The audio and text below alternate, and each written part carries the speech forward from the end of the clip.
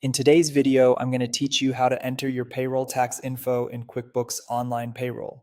Before we begin, it helps to have a few details handy: your federal employer identification number, your federal deposit schedule, and your state withholding and unemployment account numbers. Having these ready will make the setup smooth and accurate. Start by signing into your QuickBooks Online account and opening Payroll. Once you're in, look for the settings icon, often shown as a small gear in the upper right.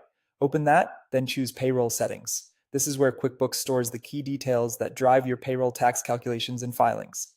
Inside Payroll Settings, find the Taxes and Forms section and select Edit. This is your control center for both federal and state tax setup. Take your time here. Small data entry mistakes can lead to rejected filings or payment delays.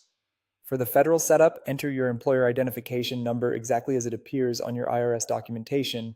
Make sure the format and digits match your IRS letter. Even a single typo can cause issues with e-file and e-pay services. Next, confirm your deposit frequency. This is your IRS tax deposit schedule, such as monthly or semi-weekly. Choose the option that matches your IRS notice for the current year. If you're unsure, check your most recent IRS deposit schedule letter or consult your payroll reports. Picking the correct schedule helps QuickBooks calculate due dates and avoid penalties.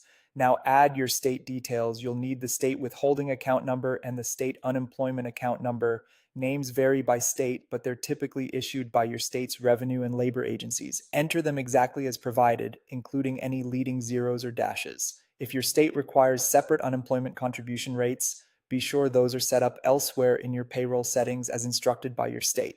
When everything looks correct, select Save. This locks in your entries so QuickBooks can use them for upcoming payroll runs, tax payments, and filings. It's a good idea to double check what you entered before moving on. To finish, go to Payroll, then Overview. Look for any action needed items. QuickBooks may prompt you to sign authorization forms that allow it to act as your third-party administrator for filings and payments. Complete those electronic signatures and any enrollment prompts so your e-file and e-pay services are active. If you skip this, QuickBooks may not be able to file or pay on your behalf. That's it. With your tax info saved and authorization signed, you're set up to run payroll confidently and keep your filings on track.